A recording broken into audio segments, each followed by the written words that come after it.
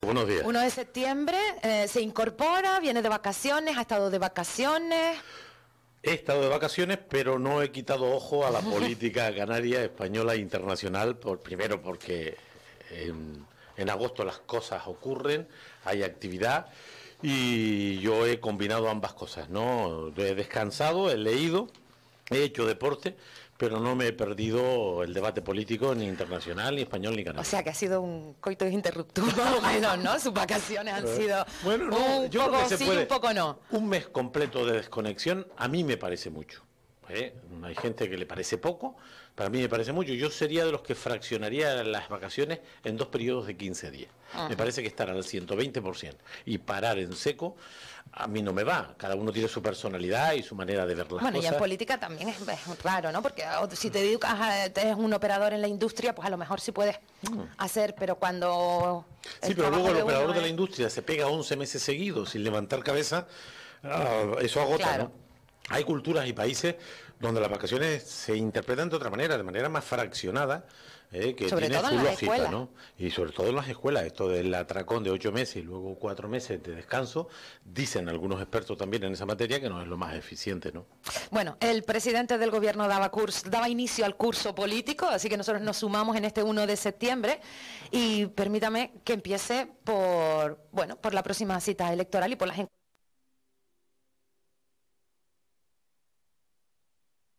Acaba el periódico El Mundo de Sigma 2 dando ese 30% de votos al Partido Popular, seguido del Partido Socialista 8 puntos.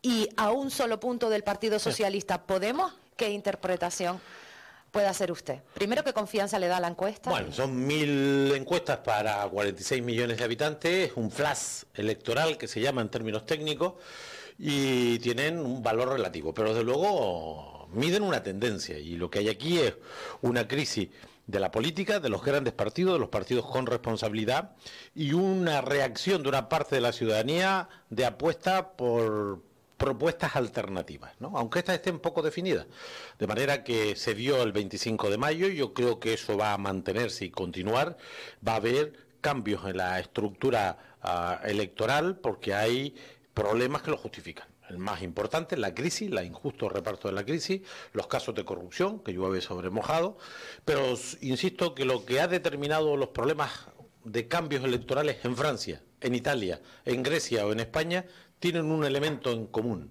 la dichosa crisis económica y el injusto reparto de las cargas. Yo creo que esto es lo que determina el terremoto político del 25 de mayo en Francia, que fue el más relevante de todos los resultados, porque la extrema derecha sacó el 25% del voto efectivo. Es una malísima noticia, pero expresa también el descontento de una parte de la ciudadanía, en este caso apostando por la extrema derecha, o lo que ha pasado en Grecia, donde un partido pequeñito que tenía el 4% de los votos, Syriza, la izquierda, digamos, tradicional, ha pasado a tener el 30% de los votos. O lo que ha pasado en Italia, donde es una sociedad más compleja desde el punto de vista sociopolítico, Pepe Grillo obtiene el 25% de los apoyos. De manera que esto que pasa en España ya pasa en Grecia, ya pasa en Francia, ya pasa en Italia, y por lo tanto es expresión de una crisis de las instituciones, de la política y sobre todo de la economía de mercado, que ha sido muy injusta en esta crisis. Y en España se suma especialmente la corrupción. La corrupción, pero fíjese que la corrupción siempre fue mala, siempre fue despreciable, pero ahora hay más sensibilidad con respecto a este problema. Los grandes casos de corrupción no se han producido en los últimos años, se han producido en las últimas décadas. Se sabía que había problemas. El asunto es que la ciudadanía, cuando anda mal, le indigna más, le duele más. Y entonces ahora hay más sensibilidad, porque el problema de los seres es un problema de años de evolución, el problema de Gürtel es un problema de años de evolución, y el problema de Pujol era un asunto que se oía en los ámbitos políticos, sociales de Cataluña, y ha estallado ahora, ¿no? Ahí tuvimos el escándalo del Palau, que fue una golfada organizada, una auténtica mafia que utiliza una obra pública para enriquecerse, y eso estaba. De manera que ahora esos problemas son percibidos por la ciudadanía con más enfado, con más cabreo, porque la situación de la ciudadanía es muchísimo peor que hace 6, 7 años. Ahora tenemos 26% de paro en España, 32% de paro en Canarias. Y sobre esta situación, sobre esta realidad tan injusta, es evidente que indigna aún más los comportamientos de los corruptos. Pero el presidente del gobierno habla de raíces... bueno, ya vigorosas. El presidente del gobierno tiene más cara que espalda. Tiene más cara que espalda. El presidente del gobierno conoce perfectamente cuál es la situación de la economía española. Y está ocurriendo lo siguiente. El presidente del gobierno ya ha decidido olvidarse de un tercio de la población, que es el tercio de la población damnificado por la crisis, que son los parados de larga duración, los jóvenes que se tienen que ir, los mayores, los enfermos, los pobres. Para el presidente del gobierno solo existen 2/3 de la población, los que tenemos trabajo y los que lo puedan tener en el futuro. Es decir, él gobierna no para 46 millones de personas, sino él está pensando y trabajando para 25 o 30 millones. Para los que le dan votos. Para los que le dan votos. De manera que se ha olvidado esa parte de la ciudadanía. Y esto es lo indignante. Es cierto que hay elementos de la macroeconomía que se recuperan. El PIB... no está en recesión, estamos creciendo moderadamente. Es cierto que hay creación neta de empleo. Cierto es que de malísima calidad, contratos de poco tiempo en condiciones laborales penosas que no se veían desde la transición política. De manera que aquí hay un sector de ciudadanía que está bien y hay un pequeño sector que está muy bien, que son los ricos y los superricos, y luego hay un sector muy importante, en torno al 30% de la gente, que lo ha perdido todo o casi todo, y para los que el gobierno no toma ninguna medida. Bueno, sí, olvidarse de ellos, y yo creo que reírse de ellos haciendo afirmaciones como las de estos días en el inicio del curso político, ¿no? Porque ese crecimiento no es real. Usted hablaba de sí, que hay datos en el Producto Interior Bruto que apuntan a que estamos creciendo. Sí se crece, vamos a ver, la economía tiene un comportamiento complejo, ¿no? Existe la macroeconomía, el Producto Interior Bruto de un país puede crecer, el problema es cómo se distribuyen esos crecimientos, y lo que está ocurriendo en esta crisis es que los crecimientos se los quedan unos pocos, y crecer no significa mayor bienestar, crecer significa mucho más recursos para unas minorías, pero peor situación para esa mayoría. Por ejemplo, ayer un medio de comunicación de orden estatal decía que de los 5 millones de parados que hay en España, 2 millones no volverán a trabajar nunca. Esto es terrible, ¿no? Bueno, pues hay que gobernar para esto esencialmente, porque los que peor están son los que más necesitan del sector público, de los gobiernos, y el gobierno de Rajoy, también el de Canarias, y por supuesto de la señora Merkel, solo están pensando en eso, en el 60-70% de la población, los que tenemos oportunidades, y se olvida de ese tercio de la población que, insisto, parados, jóvenes, enfermos, gente que no interesa al capitalismo, que no interesa al sistema productivo, ¿no? Yo comencé preguntándole por encuestas y vamos a traérnoslas al escenario regional. También se publicaba una encuesta de Celeste Tel este fin de semana sobre un poco más bien sobre la valoración de los candidatos. No veía ningún dato relativo a Nueva Canarias en lo que se informaba en prensa. Porque no les ha interesado publicarlo. A partir de este verano, a partir del 1 de septiembre, todas las encuestas van a dar respuesta a los intereses de quien las paga. No les quepa la menor duda. Y además es lógico, siempre ha pasado así. ¿Nueva Canarias paga la suya? No pagamos porque no tenemos perras, ¿no? ¿Y esas que dicen que van a sacar 5 en lugar de 2? ¿Y esas encuestas que dicen que van a sacar 5 en lugar de 2? Son las de ellos, las que antes de verano insistían. Pero esos datos no lo facilitan a la prensa, ¿no? No lo facilitan o no lo facilitan con la boca chica. Pero bueno, tampoco pasa nada. Las encuestas tampoco modifican la opinión de la gente. ¿Pero usted qué escenario ve después de unas elecciones autonómicas? Yo veo un escenario donde los 3 grandes partidos retroceden. Yo he analizado todas las encuestas de los demás partidos y de los medios de comunicación que se han publicado hasta ahora. Algunas de ellas las tengo completas, porque una cosa es lo que se publica y otra son las tripas, las tablas, las transferencias de votos, el recuerdo de votos, el voto directo. Hasta la interpretación que se puede hacer de los resultados. Yo aunque sea 5 meses después, procuro indagar, y como tengo amigos en diversos lugares, consigo las encuestas incluso viejas, ¿no? Porque las encuestas viejas dan mucha información si tienes toda la información. Nosotros tenemos un pequeño núcleo de 4 o 5 sociólogos del partido, que son gente muy cualificada, experimentada, y cuando conseguimos una encuesta de esta, aunque lleve 8 meses que se publicó, cuando conseguimos los papeles, las tablas, la analizamos. Y nosotros sostenemos que los 3 grandes partidos van a retroceder de forma sensible.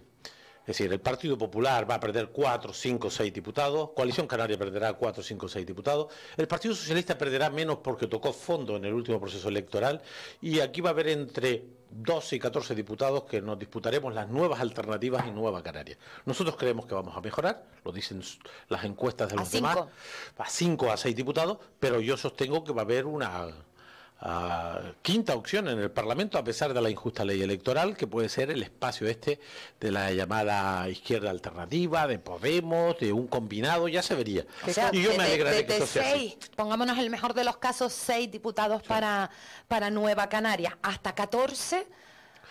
Bueno, 12, 14, no estamos hablando de hasta 12, venga, otros 6. Yo creo que un grupo de Podemos, además sería bueno. Me parece bien, a mí me parece. Mire, yo el 25 de mayo, nosotros no nos presentamos, no podíamos competir en ese espacio de una circunscripción de orden estatal, no teníamos medios económicos además, y es competir en un terreno en el que nosotros no podíamos hacer frente a las grandes fuerzas políticas, y como en la anterior ocasión decidimos dar un paso atrás y recomendar opciones que pensaban como nosotros, entre ellas esta, ¿no? Hubo gente que hizo campaña en Nueva Canaria por Podemos, por Izquierda Unida, por ECUO, en fin, por Compromís, por las alternativas, digamos, políticas a la izquierda del Partido Socialista.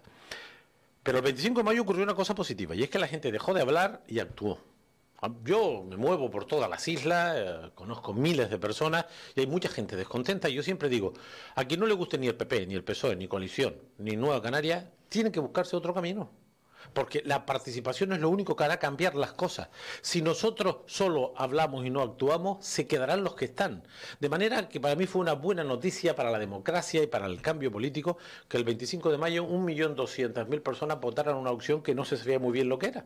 Ahora se empieza a conformar, todavía no está muy claro en qué va a consistir la propuesta, su organización y sus ideas. Pero me pareció buena cosa, ¿no?, que la gente pasara de hablar a actuar, porque podemos cambiar lo que nos pasa. Es decir, los gobiernos no son eternos, los gobiernos se pueden poner y quitar en los procesos electorales. La política de Rajoy puede ser distinta si lo quitamos. La política de Rivero puede ser distinta, la política del Ayuntamiento de Las Palmas puede ser de otra manera, depende de quién gobierne, y quien decide quién gobierna son los ciudadanos. De manera que si las opciones al uso no funcionan, yo me alegro que la gente busque nuevas vías, nuevas alternativas. Nosotros creemos que la nuestra es suficiente, está argumentada, tenemos análisis, tenemos propuestas, creemos que esto que nos pasa tiene remedio, porque hay gente que dice de poco menos que esto es una maldición divina. Pues no, yo no creo en esas cosas. Yo creo que lo que nos pasa es que manda Merkel, que manda Rajoy, que manda Rivero, y que estos son 3 propuestas políticas conservadoras que gobiernan para las minorías, que han olvidado a esa parte importante de la población que más necesidades tienen, y que en mayo del año que viene en Canarias tenemos la oportunidad de cambiar a alcaldes, presidentes o presidentas de Cabildo, a gobierno de Canarias, y nosotros nos dedicamos a eso, y si aparecen nuevos actores será bueno para la democracia y bueno para el cambio. ¿Han barajado confluencia a Nueva Canarias con esos nuevos...? Nosotros estamos trabajando en lo nuestro, escuchamos a todo el mundo, estamos incorporando gente distinta. Yo creo que en los procesos electorales uno no tiene que pensar exactamente igual para comprometerse con alguien. Es decir, en los partidos se junta la gente porque tiene una ideología compartida, incluso proyectos hasta casi vitales, ¿no? Pero en los procesos electorales, cuando se promueven cambios, hay que buscar espacios frentistas, ¿no?, de sumar. América Latina es un buen ejemplo. En América Latina se han producido cambios muy importantes en la política porque familias distintas y de espacios sociales y organizativos distintos han sumado sus fuerzas, ¿no? Hay un ejemplo muy bonito que es el de Uruguay, ¿no?, el de Pepe Mujica. El Frente Amplio en Uruguay es sindicatos, organizaciones agrarias, gente de izquierda, intelectuales que montan un Frente Amplio y ponen al frente a este ciudadano y ganan las elecciones de forma clara. Syriza en Grecia yo creo que hay más de 20 partidos. Es decir, es una amalgama de organizaciones sociales, sindicales, culturales. Nosotros estamos siempre abiertos a ese tema, pero somos muy conscientes de que nosotros tenemos una cultura, una tradición, un espacio, unas influencias que vamos a seguir trabajando. Nosotros siempre trabajamos con las propias fuerzas y siempre estaremos abiertos a sumar voluntades si nos ponemos de acuerdo en lo esencial, que en política es qué queremos hacer si llegamos al gobierno, qué hay que cambiar en la economía, en el medio ambiente, en las reglas de la democracia. Y esto es lo esencial de la política. En ese escenario en 2015, donde el Partido Popular cae entre 4, 5, 6 diputados, Coalición Canaria 4, 5, 6 diputados, el PSOE un poco menos, ¿quiénes serían los candidatos en esos 3 partidos? Pues no lo sé, yo creo que esto no es lo determinante, ¿eh? Yo tengo una cierta edad ya y conozco la sociología, la política, mucho la sociedad canaria, creo yo, razonablemente la sociedad española, y lo que determina la política no pueden ser las personas, al menos en nuestro caso, tiene que ser la trayectoria, los equipos, las ideas, los programas. A mí que cambien un candidato por otro si la política sigue siendo la misma, me da igual. Si algunos, por ejemplo, en el asunto del Partido Socialista Obrero Español, en una crisis muy severa, como el Partido Socialista Panhelénico, el Partido Socialista en Grecia pasó del 40% de los votos al 6% y ahora se ha recuperado al 14%. El Partido Socialista de Francia, que ganó la presidencia de la República hace 2 años y medio, en las elecciones europeas sacó el 15% de los votos. De manera que los partidos socialistas están en crisis en toda Europa y lo están por la siguiente razón. Porque han hecho la misma política económica que la derecha. Esta es la razón. ¿Qué mata que se llame Hollande, que se llame Pedro Sánchez? El problema es la política. Y la política del Partido Socialista Obrero Español ha sido una política de derecha. Los que reformaron la Constitución en el verano del 2011 para poner delante de los derechos de los ciudadanos pagar la deuda, el 135 de la Constitución fue Zapatero y Rajoy. Y esto es lo que la gente no ha entendido. La gente de la izquierda europea no ha entendido que el Partido Socialista de Francia, de Italia, de Grecia o de aquí haga la misma política que los conservadores, porque en ese caso la gente prefiere originar la fotocopia. Y esa es la crisis de los socialistas, no de personas, que también, sino de política. A nosotros nos Entonces aquí que el candidato sea Fernando Clavija o Paulino Rivero, que sea Gustavo Matos o que sea José Miguel Pérez, no es más que una acción de maquillaje. No, si no dicen cosas concretas. Yo no he escuchado ni una sola idea alternativa. No he escuchado a nadie decir que hay que reformular la Constitución que de forma alevosa, con nocturnidad, cambiaron en el verano del año 2011 y que han puesto a los pies de los caballos a la sanidad, a la educación, a los servicios básicos. No he visto el énfasis que hay que ponerle a derogar la reforma laboral que está permitiendo contratos de 1 hora a gente súper cualificada. El otro día había una chica licenciada en Historia, con una pinta excelente, hablando 4 idiomas, que estaba ganando, escuchen bien, 12 euros al día. Esto no puede ser. Y encima la contabilizan como si estuviera trabajando. ¿Pero esto qué es, hombre? Hay que derogar la reforma electoral, la reforma laboral, hay que impedir la reforma electoral, que es una casicada lo que se pretende. Esa es otra pregunta. Hay que derogar la modificación constitucional del 135, hay que acabar con el austericidio, no se puede seguir recortando. Rajoy y su amiga Merkel anunciaban de manera confusa, porque no son claros, porque engañan a la ciudadanía, escuchen bien, 50.000 millones de nuevos recortes entre el año 14 y 17. El 4,8% del Producto Interior Bruto español va a ser recortado en gasto público en los próximos 3 años y medio. ¿Qué significa eso? Más paro, más pobreza, peor sanidad, peor educación, más miseria. Con eso hay que acabar. Da igual que lo diga A, B o C. Lo importante es quién está de acuerdo en cambiar esta política injusta, terriblemente injusta, que está generando paro, pobreza, miseria, desesperanza y lo que es tan grave como lo anterior, un grave deterioro del modelo de convivencia y del propio sistema democrático. Por eso digo que muy bien las candidaturas, muy bien la renovación, pero si no cambian las políticas, da igual que tenga 43 años que 61, que sea hombre o mujer, da igual. O se cambia la política económica o la injusticia pervivirá como estamos sufriendo en estos momentos. Usted decía que no habían ideas alternativas y en los últimos días tenemos 2 ideas alternativas. Una es la reforma electoral, justamente para permitir que en unas elecciones municipales o en las diputaciones provinciales gobernara la lista más votada, ser alcaldes a las listas más votadas, y la otra, la del ministro de Justicia, que habla de reducir el número de aforados en España, bajando hasta nada, hasta 22. En lo segundo de acuerdo, pero a cero. A cero, no pasa nada. Yo he sido aforado durante 20 años y nunca he pisado un juzgado, ni para denunciar a nadie, ni nadie me ha denunciado a mí, por cierto. Y he ostentado altísimas responsabilidades, en Canarias las más importantes. De manera que eliminar los aforados a cero, nadie. Pero esto es un engañabobos. Es para dar la sensación de que aquí se están cambiando las cosas. Que se dejen de hablar y lo eliminen. Nosotros apoyaremos la eliminación de los aforados para todo el mundo. ¿Entenderían además que lo hicieran con su mayoría absoluta, sin consenso? Sin bueno, hay elementos de los cambios que precisan cambios en leyes orgánicas y la iniciativa no siempre de Estatuto de Autonomía y de Constitución. Pero esto no es sino una parte de la estrategia para confundir a la ciudadanía. O sea, que esto es campaña electoral. Pero en cualquier caso, Nueva Canaria, sin ninguna discusión, está de acuerdo en la eliminación de los aforamientos porque es que no aportan nada. Ni siquiera son un privilegio, es sencillamente un anacronismo. Yo he sido aforado durante 20 años y como no he ido nunca a juzgado ni para denunciar ni para que me denuncie, yo jamás he tenido nada que ver. Y como yo, la inmensísima mayoría de los aforados, que se elimine.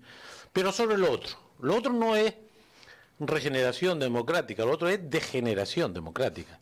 Lo otro no es cambiar para mejorar, lo otro es empeorar la calidad democrática. Se trata de consolidar el gobierno de la minoría. Se trata de que con el 40% de votos o menos, tú gobiernes el 100% de la institución, es decir, gobiernes contra el 60% o más.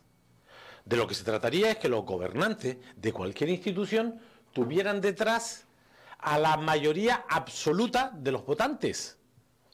Y este truco es para poner al partido más votado. Puede ocurrir que el partido más votado, con el 34% de los votos, se quede con la alcaldía y la mayoría de los concejales y el 63% restante en la oposición, es decir, la mayoría en la oposición. Esto es un golpe de mano. Esto es retroceder en la calidad democrática. Esto es hacerse digamos, un traje a medida de los intereses del Partido Popular. Es inaceptable. Es fomentar el bipartidismo, evitar alternativas mayoritarias. Además, son unos cínicos los que defienden esto. Son unos cínicos. El Partido Popular gobierna en Telde cuando nosotros ganamos las elecciones en Telde, que tiene 105.000 habitantes. Nueva Canaria ganó las elecciones en Telde y se juntaron Coalición Canaria, que también le gusta la propuesta esta, con la boca chica, pero ya cantarán. Se juntaron los que perdieron, pero eran mayoría. Nosotros perdimos la alcaldía, no nos hizo ninguna gracia, porque teníamos la mayoría relativa, pero no teníamos la mayoría absoluta. O sea, que ustedes gobernarían ahora en Nueva Canaria. Pero no nos parece bien, pero es que para gobernar en Telde tienes que tener la mayoría absoluta, y quien no tenga la mayoría absoluta se tiene que ir a la oposición. A nosotros nos hubiese gustado un pacto con otro, no pudo ser. A la noche electoral, Coalición y el PP cerraron el pacto, nos quitaron la alcaldía, no nos gustó. Pero ellos representan a más ciudadanos juntos que nosotros, de manera que nosotros en plan oportunista diríamos, pues nos viene muy bien. Pues no, señor, le viene muy mal a la democracia. En la isla de La Palma, es que tienen cara, los del PP gobiernan prácticamente en todas las instituciones, quitando a Coalición, que fue la primera fuerza política. De manera que nosotros estamos totalmente en contra de la propuesta de Rajoy. Es una propuesta para degenerar la democracia, para dar el gobierno a la minoría en contra de la mayoría. Eso no va a permitir ni más estabilidad, ni más transparencia, ni siquiera menos corrupción. Hemos repasado las estadísticas de la corrupción y hay tanta o más corrupción en los gobiernos con mayoría absoluta que con los gobiernos con partidos plurales. Entre otras cuestiones, porque en los gobiernos plurales, gobiernos con partidos, existen más controles, porque hay más desconfianza.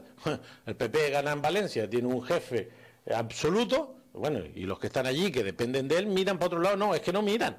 O sencillamente no están, no se les consulta. De manera que estamos en contra, creemos que es una cacicada, nosotros nos vamos a oponer con nuestra fuerza y creemos que eso es malo para la democracia, malo para la transparencia. Vamos con preguntas de oyentes, ya en la recta final.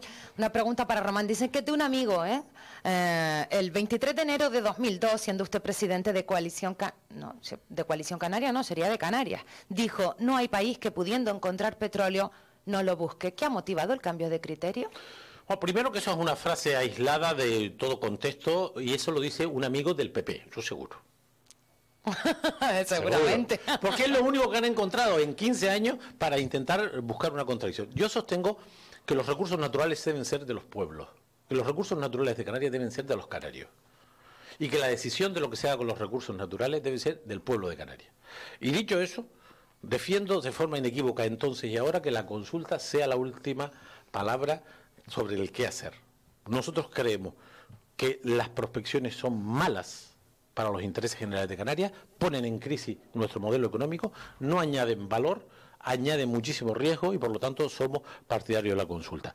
Pero le digo al amigo del Partido Popular que si quiere buscar contradicciones próximas, no hace 15 años, y descontextualizadas, escuche al señor González Pons, vicesecretario del Partido Popular, que suscribo yo al 100%. El señor González Pons, no hace 16 años ni descontextualizado, con el micrófono y solo hablando de eso, dijo que el petróleo de Valencia, el petróleo de Baleares, es el turismo, y que en sus tierras no se van a hacer prospecciones porque lo que interesa al pueblo es el turismo y el medio ambiente. Pues me quedo con la contradicción del Partido Popular. Le preguntan, somos muchos los militantes que defendemos procesos más abiertos de elección de los candidatos y candidatas en el partido. ¿Por qué no se abre la puerta a procesos de primarias para, por ejemplo, que sean las bases quienes decidan el candidato al Cabildo de Gran Canaria? Porque nosotros tenemos una cultura y una tradición y un trabajo y una organización política que hemos decidido entre todos. Yo sostengo que el proceso de elección de Carmen Hernández como candidata a la alcaldía de Telde por Nueva Canarias ha tenido la participación de todos los militantes del partido en Telde durante varios meses. Nosotros no tenemos por qué copiar las fórmulas estas mediáticas de que un elemento es el que aglutina el parecer de la mayoría. Nosotros creemos en los equipos, en la tradición. Nosotros somos un partido asambleario, somos un partido con mucha cultura de participación, de debate, de manera que hemos ejercido la decisión, por ejemplo, de nombrar a Carmen Hernández en Telde con la participación de todas las bases. Ellos lo hacen de otra manera, de forma mediática, buscan dos caras. Salen los periódicos y se va a votar. Bueno, pues en Telde hemos estado 4 meses trabajando hasta decidir quién era la persona y el equipo que va a hacer el cambio político en Telde. Porque eso de que en torno a una persona se van a cambiar las cosas, yo no me lo creo. Yo creo que esa es una manera de repetir los errores de la historia de la política. La política tiene que ser participación, tiene que ser equipos, tiene que ser ideas y proyectos. A mí no me gusta nada ver a estos candidatos de otros partidos disputándose el poder sin poner sobre la mesa una sola idea, sin poner sobre la mesa un equipo para el cambio y la transformación. Tenemos nuestro sistema plenamente democrático de toma de decisiones, ampliamente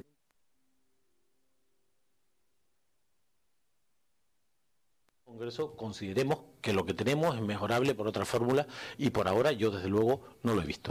Correo, buenos días señor Rodríguez. ¿Qué propuestas hace Nueva Canarias en materia de empleo después de evidenciarse el absoluto fracaso del plan de empleo del gobierno de coalición Canaria y PSOE en Canarias?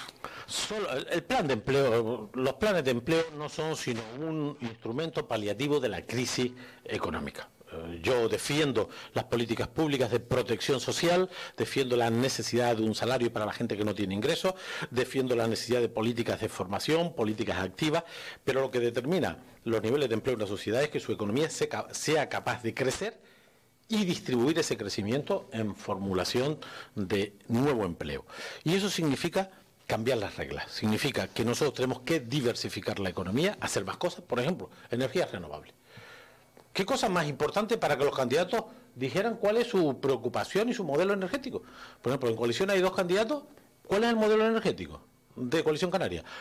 ¿No al petróleo y sí al gas? Pues nosotros decimos no al petróleo, no al gas y sí a las renovables.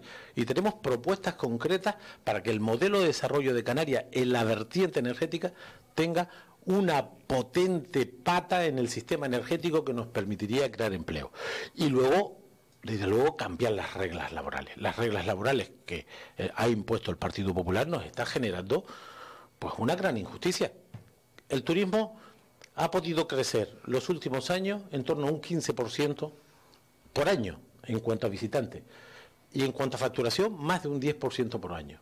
Sin embargo, la correlación de estos crecimientos en número de visitantes y en facturación no se ve en el empleo ni en su calidad. Oiga, las reglas laborales hay que cambiarlas para hacerlas más justas, para volver a equilibrar el poder de los trabajadores con el poder de los empresarios, porque ahora estamos así, como cuando en la dictadura mandaban los empresarios y no existían los trabajadores. En la transición política se buscó el equilibrio y estaba la negociación colectiva y había discusión y los intereses de los empresarios y los trabajadores se combinaban en acuerdo.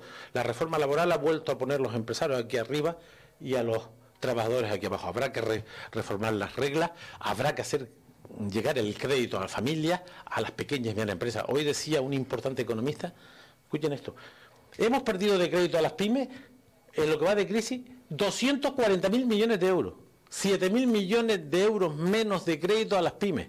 a las pequeñas y medianas, 7.000 millones mensuales.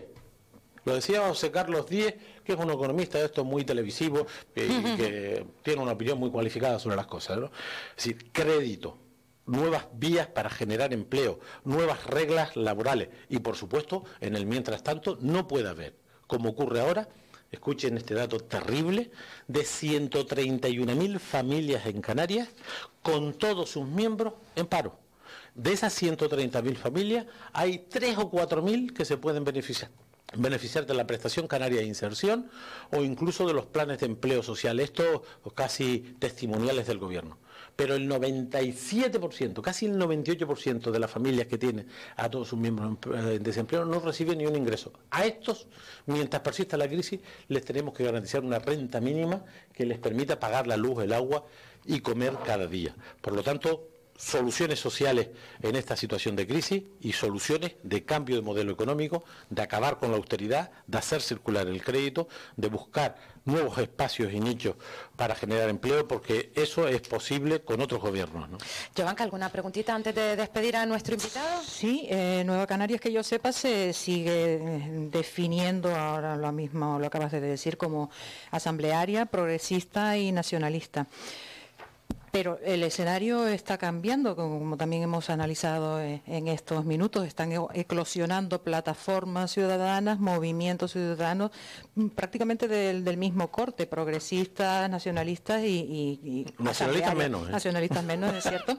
Pero también, bueno, pero los que están aflorando aquí en las islas se pueden calificar como tal, sobre todo porque está la cosa del petróleo ahí por medio y eso alimenta un poco el sentimiento nacionalista, ¿no?